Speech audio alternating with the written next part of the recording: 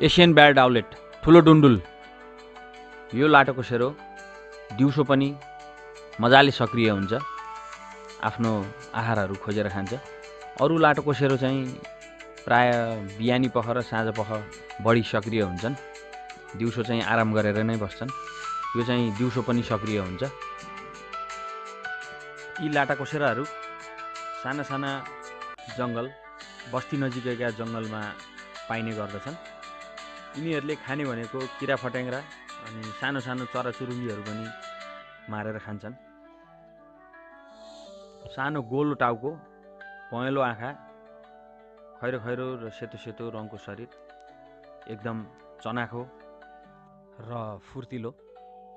यो लाटोकोसेरो तपाईँ हाम्रो घर गाउँ नजिकको वरपरको जङ्गलहरूमा पनि पाइन सक्छ।